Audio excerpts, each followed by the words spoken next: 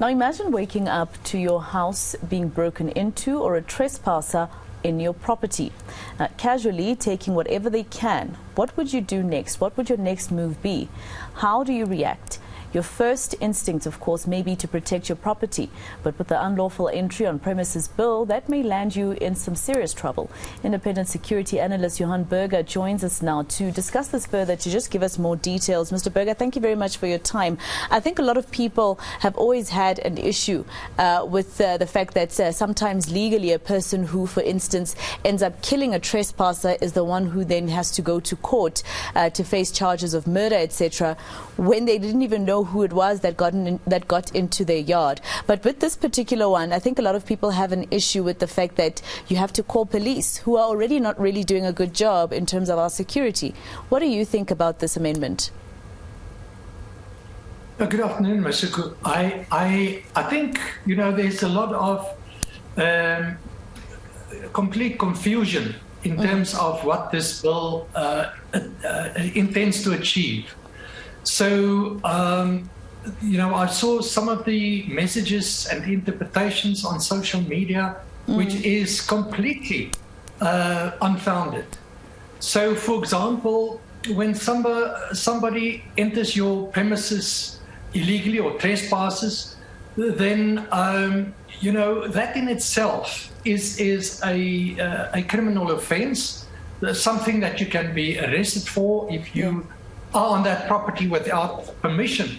But that doesn't mean that you are on the property to commit a serious crime such as burglary, theft, or even a robbery, or more serious crimes.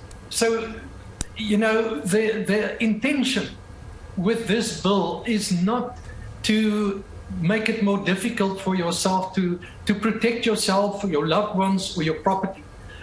It simply says that somebody cannot be on your property without your permission, and that is that.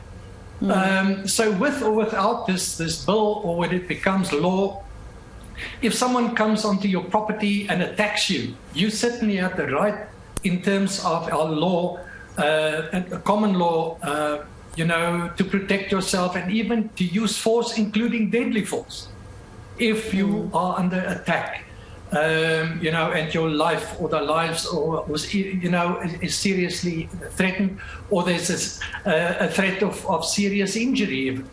So this bill doesn't change anything in this regard. So there's a lot of misunderstanding as far as this bill is concerned.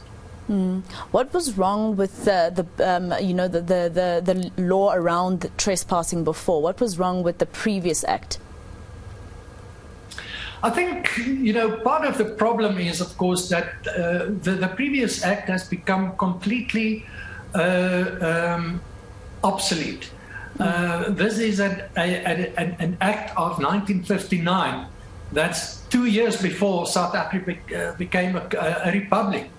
So, the Queen of England had the final say in terms of that piece of legislation. So, and if you look at the act, it's only a single page. The whole act is on one single page. It's been amended since then twice, but so it's very basic. And I think, if you look at this current bill, it provides, almost the same kind of protection in terms of illegal or unlawful entry onto your premises, and but it provides far more detail. Definitely far more detail. There's more certainty in terms of what you should do. When this bill says that you should inform the police, this was implied in the old act. So when people had someone intruding onto their property without their permission, or didn't want to leave when they requested that person to leave, they always called the police in terms of the old act. So that's all that's now changed. It's now written into the bill. So nothing strange. The only point, and I think to some extent this is what you alluded to, is that the call should go to an authorized police officer who should be an experienced police officer. And that police officer should be appointed by the National Commissioner. So when you have, the kind of limited personnel levels or number of police officers at a police station, this could be problematic. And something that the lawmakers will have to look at is what do you do if that particular authorized police officer isn't available for whatever reason? What will happen if any other police officer then respond to a call to attend to unlawful entry of premises?